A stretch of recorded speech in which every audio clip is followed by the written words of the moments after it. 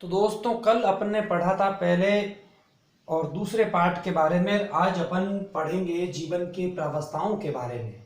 जीवन की प्रावस्थाएं, एक जीव जन्म से लेकर के मृत्यु तक किन किन प्रावस्थाओं के दौर से गुजरता है, उन्हीं प्रावस्थाओं के बारे में चर्चा करेंगे। अगर हम मोटे तौर पर देख लिया जाए तो जीवन की 3 प्रावस्थाएं होती है। एनसीईआरटी की बुक के अनुसार मैं पढ़ा रहा हूं आपको, तो आपको ये पता होना चाहिए कि जीवन की प्रावस्थाएं जो होती है, पहली प्रावस्था होती है किशोरावस्था और दूसरी प्रावस्था होती है जनन प्रावस्था और तीसरी प्रावस्था होती है जीर्णावस्था। ये 3 प्रावस्थाओं में एक जीव अपने जीवन का निर्वहन करता है। जीव विज्ञान के अनुसार ये 3 प्रावस्थाएं हमें याद रखनी है, पहली, दूसरी और तीसरी। जीर्णावस्था ये पूर्व प्रजनन काल का समय होता है। किशोरावस्था हम इसे कहेंगे ये पूर्व प्रजनन काल का समय, पूर्व जनन काल या प्रजनन काल का समय किशोरावस्था कहलाता है। अच्छा, इसमें क्या होता है? इसमें इस प्रावस्था में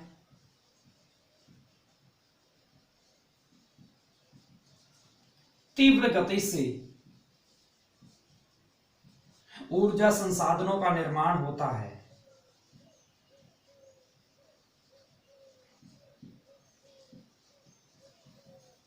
संसाधनों का निर्माण होता है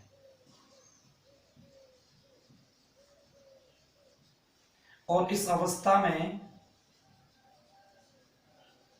और इस प्रावस्था में जीव तीव्रता से वृद्धि करने लगता है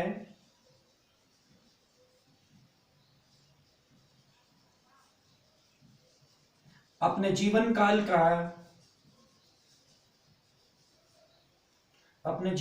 का सबसे ज्यादा वृद्धि करने वाला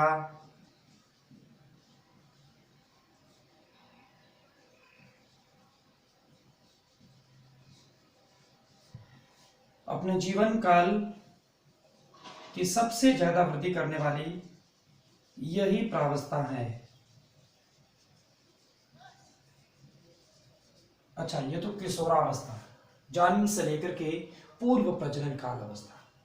हम कहेंगे जन्म से लेकर के पूर्व प्रजनन, मैं यहां लिख देता हूं, जन्म लिख दीजिए या पूर्व प्रजनन काल, जो भी है चलेगा। अब जनन प्रावस्था ये किशोरावस्था के बाद की अवस्था है और जीर्णावस्था के पहले की अवस्था है। इसमें जो जीव होता है वो प्रजनन योग्य हो जाता है। कैसे? 2 प्रकार के तौर से देखा जाए तो पहले इसमें पॉइंट कुछ लिख देते हैं। किशोरावस्था के बाद की अवस्था, किशोरावस्था के बाद और जीर्णावस्था से पहले, किशोरावस्था के बाद और जीर्णावस्था से पहले की अवस्था या प्रावस्था कौन सी? जनन प्रावस्था कहलाती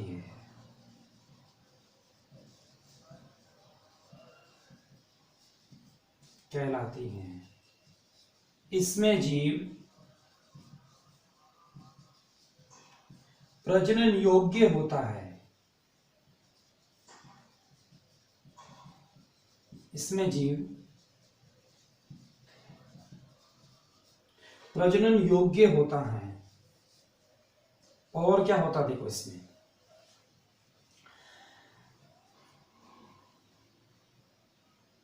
एक तो इसमें ये ध्यान रखना है कि सारे ऊर्जा संसाधनों का पूरा अगर व्यय होता है तो वो यही होता है। लेकिन अगर पादपों को देखा जाए तो दो प्रकार है। जंतुओं को देखा जाए तो जनन प्रावस्था दो प्रकार की होती है।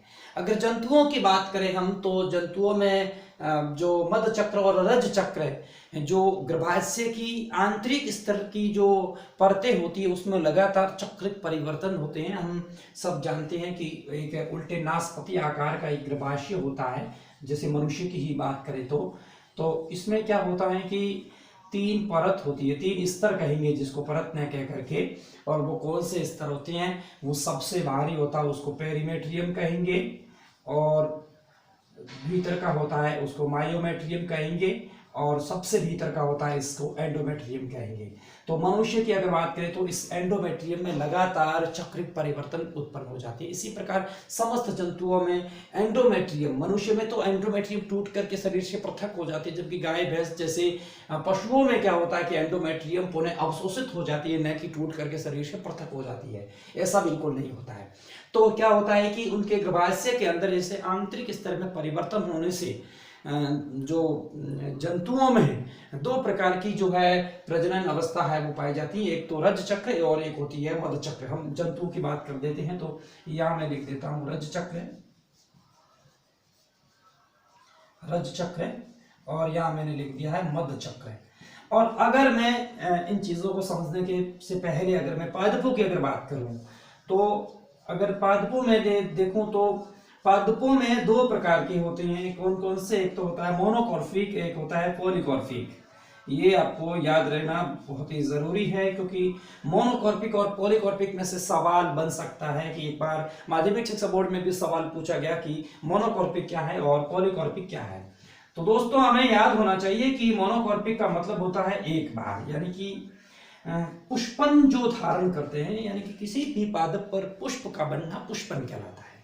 तो पुष्पन बनने की प्रक्रिया यानी कि पुष्पन की प्रक्रिया, कुछ ऐसे पादप होते हैं जो जीवन में केवल एक बार पुष्प धारण करते हैं। यानी कि कुछ ऐसे पादप, लिख देता हूं, ऐसे पादप जो जीवन में, ऐसे पादप जो जीवन में एक बार पुष्प धारण करते हैं, जो जीवन में, ऐसे पादप जो अपने संपूर्ण जीवन काल में,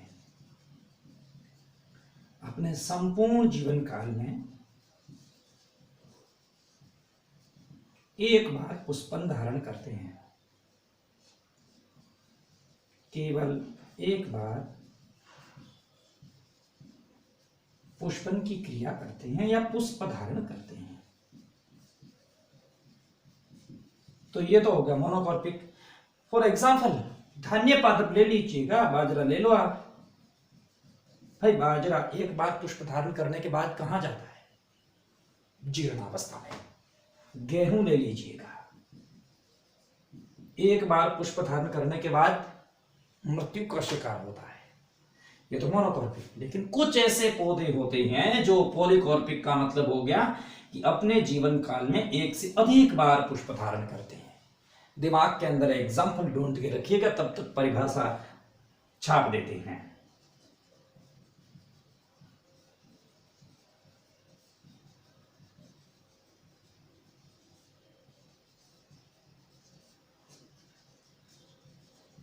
एग्जाम्पल आपके दिमाग में आया ही होगा, वही एग्जाम्पल हम यही छापेंगे। लेकिन एक यहाँ अजीब घटना भी आपको बताएंगे।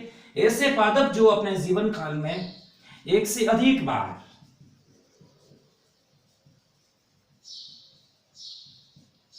पुष्पन की क्रिया धारण करते हैं, पुष्पन की क्रिया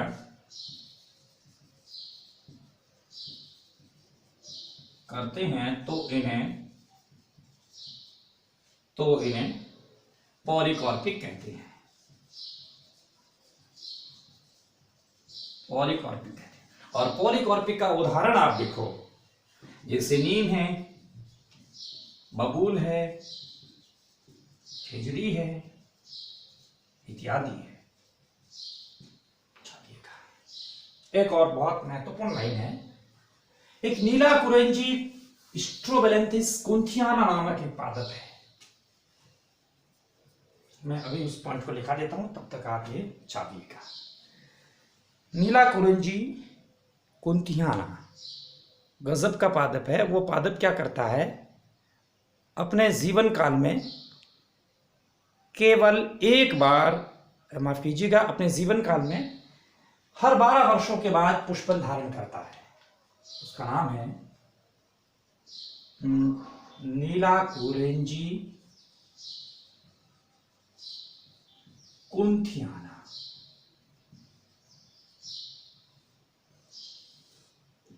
स्ट्रोबेलंथिस नीलाकुरेंजी कुंथियाना।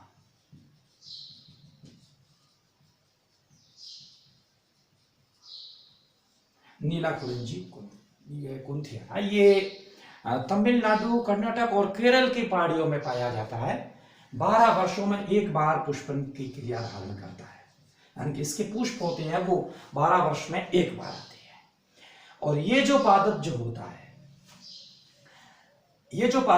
है, जब 12 वर्षों में अपने पुष्पन की क्रिया को धारण करते हैं तो पूरी पहाड़ी होती है वो नीले रंग की हो जाती है। एक अजीब घटना है, देखिएगा कि 12 वर्षों में पुष्प, और वो भी पहाड़ी पर, और पहाड़ी होती है वो पहले एकदम अलग कलर की दिखती है, फिर तुरंत ये पादप है वो अपने पुष्पन को धारण करते हैं तो वो ऐसी लगती है जैसे कोई नीला पर्वत है। एक अलग अंदाज, एक अजीब घटना है प्रकृति में, वही तो जीव विज्ञान आपसे रूबरू करवाएगा।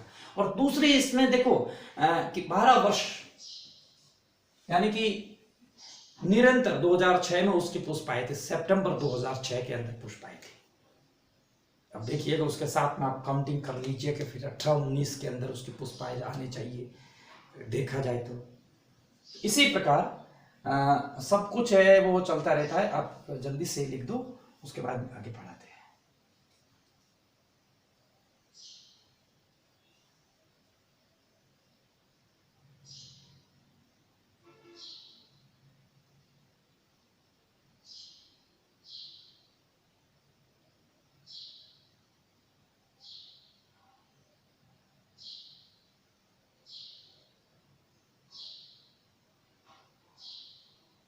आपने छाप दिया होगा। तो अब देखो पढ़ते हैं कि रज चक्र और मध्य चक्र यानी कि ऋतुस्राव चक्र। तो इसमें मैं इन दोनों को मिटा देता हूं। देखो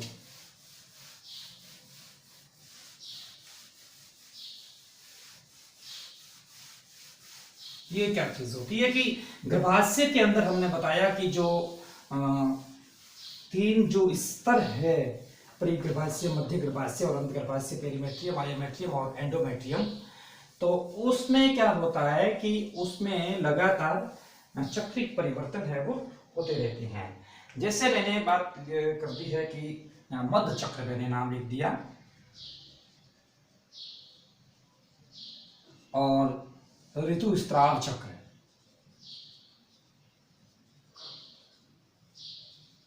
अब दोनों में अंतर क्या है, अंतर को पढ़ते हैं। अंतर देखो, पहली चीज तो समानता यह है कि दोनों के गर्भाशय के अंदर चक्रिक परिवर्तन के दौरान जननिक प्रावस्था के अंतर्गत ये चक्र उत्पन्न होते हैं। मध्य चक्र समस्त स्तनधारियों में पाया जाता है।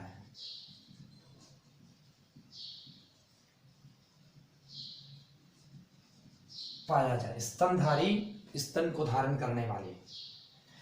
अच्छा, ऋतुस्राव चक्र, गण प्राइमेटा, गण प्राइमेटा के सदस्यों में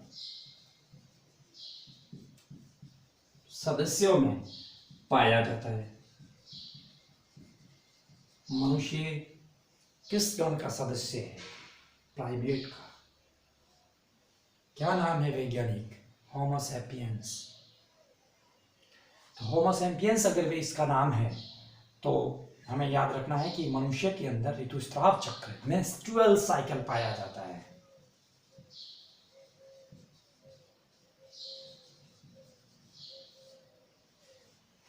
जिसको शॉर्टकट में एमसी बोला जाता है।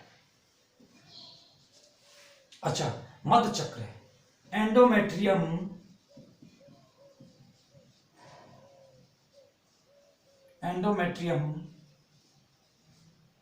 पुनः अवशोषित हो जाती है।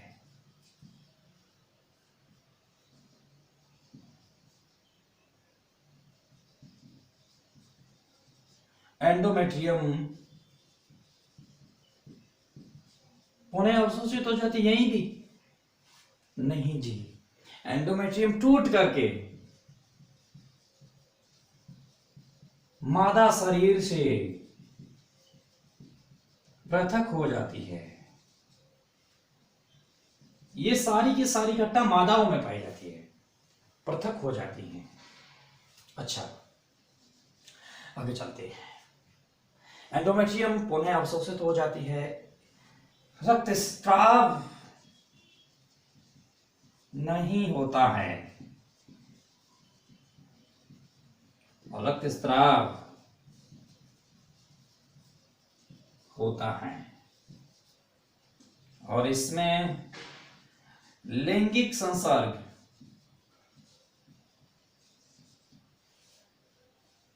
कब होता है, यानी कि उसी अवधि में होता है जिस अवधि में लैंगिक संसर्ग है, उसी अवधि में जब मादा हीट में हो। यानी कि लैंगिक संसर्ग अगर देखा जाए तो हीट या मद कहेंगे जिसको, हीट या मद की अवधि कहेंगे, या फिर इसको उस प्रावस्था में होता है, मद की अवधि में होता है।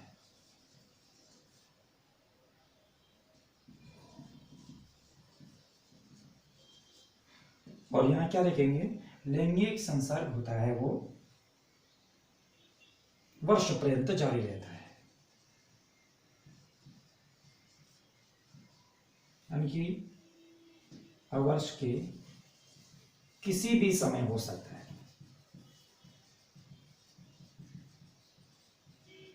उदाहरण के लिए क्या हो सकता है, वर्ष के किसी भी, देखो मौसम प्रजनक जीव भी होते हैं इसमें, कई हिसाब से वो अलग बात करेंगे, तो ये इसके कहेंगे तो अंतर है।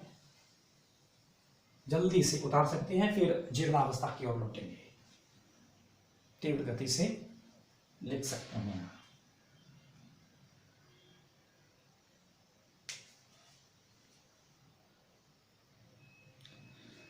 तो ये था लैंगिक संसर्ग, हीट या मद मैंने लिखा है, या मद नाम लिखा है, आपको याद रखना है। तो दोस्तों हमें ये ध्यान रखना चाहिएगा कि सबसे पहले कि हीट या फिर मद, ये मद क्या, ये एक वो अवधि है, इस अवधि के दौरान नर एवं मादा जीव लैंगिक संसर्ग की क्रिया को दर्शाते हैं। ये अवधि किस प्रकार की होती है, ये अवधि अलग अलग होती है।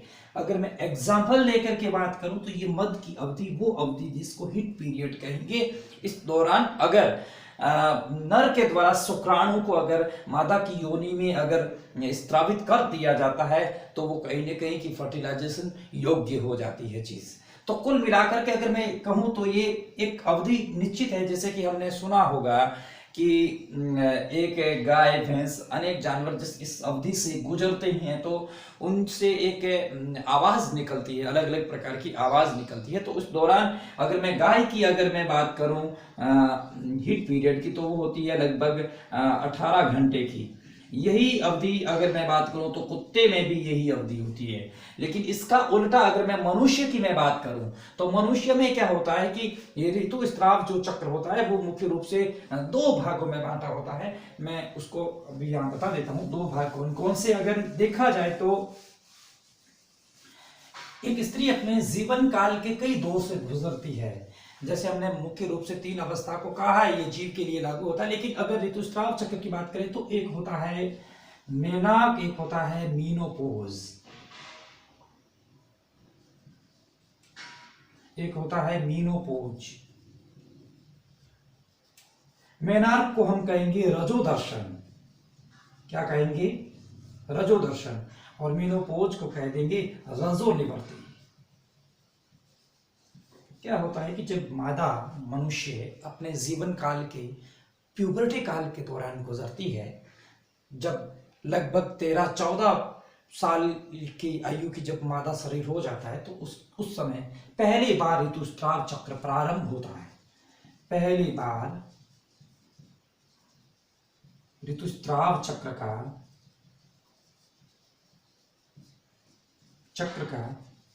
प्रारंभ होना रजोदर्शन या मैनाक कहलाता है। रजोदर्शन या मैनाक कहलाता है।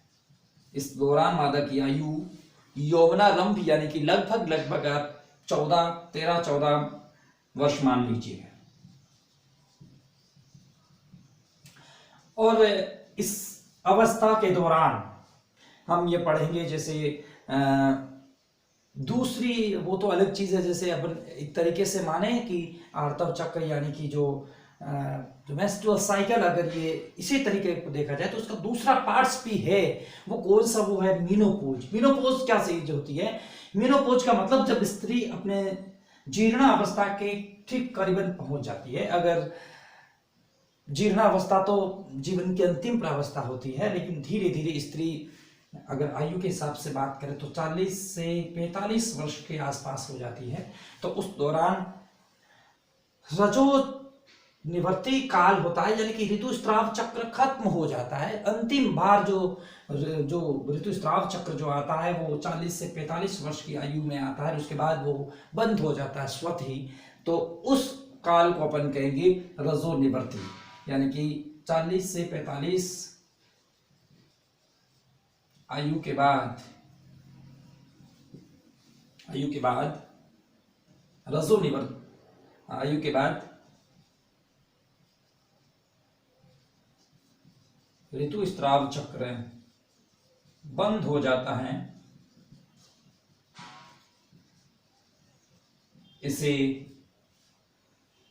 इसे मीनोपोज कहते हैं।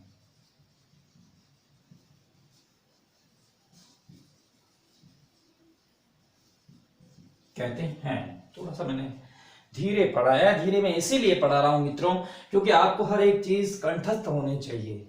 अगर मैं मेरे वीडियो बनाने के चक्कर में अगर जल्दबाजी से करूं तो मुझे कोई किसी प्रकार की हानि नहीं है, लेकिन मेरा एक मकसद ये होता है कि प्रत्येक विद्यार्थी हर एक चीज को समझे कि भाई ये चीज क्या है। और अगर आपको समझ में बराबर आ रही है तो मेरे इस चैनल को लाइक करें, तो हम मानेंगे। यकीनन लाइक का मतलब ये होता है कि समझ में आ रही है। और अगर आपको समझ में नहीं आ रही है चीज या कुछ गड़बड़ है, कमेंट बॉक्स में भी आप लिख सकते हैं। इसके अतिरिक्त आपके सवाल है कमेंट बॉक्स में जरूर लिखें, मैं उसका उत्तर दूंगा। और इसके अतिरिक्त अगर आपको लगता है कि बिल्कुल अच्छी तरीके से पढ़ाई नहीं हो पा रही है तो फिर अनलाइक का भी एक ऑप्शन होता है, वो भी आप लिख सकते हैं। लेकिन कुल मिलाकर के जीर्णावस्था की ओर लौटते हैं। जीर्णावस्था जीव के जीवन की अंतिम प्रावस्था हमने लिख दिया होगा। और अगर कोई भी चीज में मिटा देता हूं तो आप अपने वीडियो को होल्ड करके और इसको लिख सकते हैं। YouTube पर मेरा पढ़ाने का मकसद यही है कि इस लॉकडाउन की अवधि के दौरान प्यारे विद्यार्थियों, आप घर पे बैठे बैठे वही हाल और वही एक माहौल जो क्लास का होता है वो अपने घर पर आप पैदा कर सकते हैं। और उसी हाल और बेहाल को लेकर के हम आपके बीच में पढ़ा रहे हैं लगातार। जीर्णावस्था का ये दौर जीवन के अंतिम प्रावस्था को लेकर के होता है। तो जीर्णावस्था क्या चीज होती है? जीर्णावस्था में यह होता है कि यह जीव के जीवन की अंतिम और तीसरी प्रावस्था है। अच्छा, क्या होता है इसमें बताइएगा? सारे ऊर्जा संसाधनों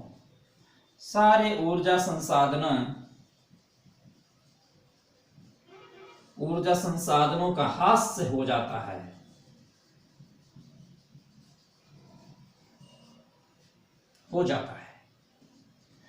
जो और इस अवस्था को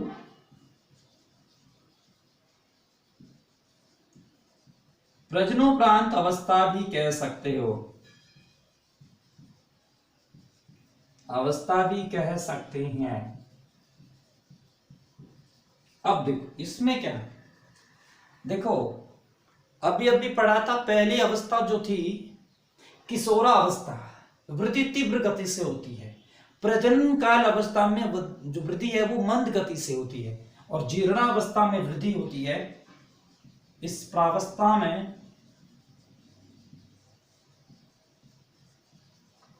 प्रावस्था में वृद्धि रुक जाती है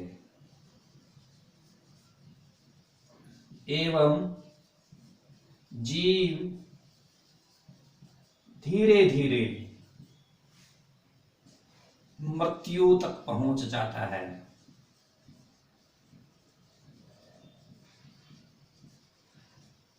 अतः एक जीव के जीवन की यह अंतिम प्रावस्था है, जिसका नाम है जीर्णावस्था। प्यारे दोस्तों, जल्दी से लिख दीजिएगा। तो लिख दिया तो आपने होगा। और देखो, अब पढ़ देते हैं जीवन की प्रावस्था के बाद में। अब हम पढ़ते हैं लैंगिक जनन या लैंगिक जनन की परिघटना, जिसको मैंने शुरुआत में आपको हल्का सा एक स्ट्रक्चर बताया था कि लैंगिक जनन की परिघटना के दौरान कौन कौन सी अवस्थाएं संपन्न होती हैं। मनुष्य में किस प्रकार का जनन पाया जाता है प्यारे विद्यार्थियों, लैंगिक जनन पाया जाता है, और लैंगिक जनन की परिघटना क्या होती हैं। एक हल्का सा जो पहले मैंने पढ़ाया था उसका थोड़ा सा रिवीजन कर लेते हैं ताकि समझ में आ जाए। हमने कहा था कि एक होता है नर युग्मक और एक होता है मादा युग्मक। नर युग्मक और मादा युग्मक, इन दोनों के संलयन की जो प्रक्रिया होती है हम उसको कहेंगे निषेचन, और निषेचन को अंग्रेजी में कहेंगे फर्टिलाइजेशन। फर्टिलाइजेशन। निषेचन के दौरान जाइगोट यानी कि युग्मनज का निर्माण होता है। ध्यान ये रखना है कि युग्मक हमेशा अगुणित होते हैं और युग्मनज हमेशा द्विगुणित। युग्मनज की एक बहुत बड़ी खासियत बताता हूं, जीवन में याद कर लेना, कभी भी आप इसको गलत नहीं कर पाओगे। पहली क्या खासियत होती है, कोशिका एक कोशिकीय संरचना, और दूसरी क्या होती है कि ये द्विगुणित होता है। बस द्विगुणित होता है, इस चीज को आप याद कर ही लीजिएगा, ठीक है। युग्मनज के बाद में हमने कहा था कि भ्रूणोद्भवन की प्रक्रिया होती है। ये मैं यहां लिख देता हूं, भ्रूणोद्भवन एम्ब्रियोजेनेसिस कहेंगे जिसको, और युग्मनज को कहेंगे जाइगोट। अब ध्यान से समझना, भ्रूणोद्भवन और युग्मनज में क्या फर्क है। युग्मनज से भ्रूण का निर्माण होना, डेफिनेशन को मैं यहां चेप देता ताकि समझ में आए। यानी कि युग्मनज से भ्रूण का निर्माण होना,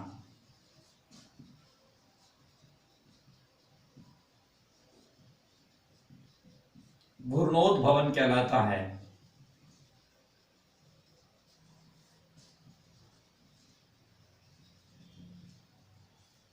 ये होगी। अब देखो, तो भ्रूणोद्भवन में और इनमें एक हल्का सा फर्क है, बस कॉमन चीज ये है कि ये द्विगुणित है तो ये भी द्विगुणित है। इसका मतलब अगुणित कौन है, अगुणित केवल युग्मक है ये। अच्छा, ये एक कोशिक है तो ये भी बहुकोशिक होगा।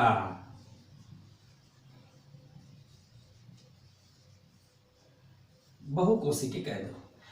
अब देखो, ये आपको याद होना चाहिए कि युग्मनज और भ्रूणोद्भवन में अंतर बताइए तो सीधा सटीक अंतर है। समानता बताओ तो ये समानता है, ये द्विगुणित है और ये भी द्विगुणित है। इसके बीच में क्या घटना घटित होगी, इसके बीच में जो घटना घटित होगी, इसी कारण ही लैंगिक जनन को हम कहेंगे ये एक जटिल और धीमी प्रक्रिया है। विदलन, बार बार समसूत्री विभाजन, बार बार समसूत्री विभाजन। कोशिका का आकार वही, कोशिका का लेकिन संख्या बढ़ जाती है। विदलन को अंग्रेजी में कहेंगे क्लीवेज। फिर आती है मोरूला, अंग्रेजी में कहेंगे मोरूला और हिंदी में कहेंगे तूतकछोड़ा कोशी की अवस्था। उसके बाद ब्लास्टुला, वही अवस्था भ्रूण को गर्भाशय में प्रत्यारोपित कर दे, इम्प्लांटेशन कर दे, रोपण कर दे। और गैस्ट्रुला, और यहां 3 जनन स्तरों का निर्माण होता है, एक्टोडर्म, मेसोडर्म और एंडोडर्म, और भ्रूणोद्भवन और शिशु का जन्म। लैंगिक जीवन की परिघटना है, लैंगिक जनन की।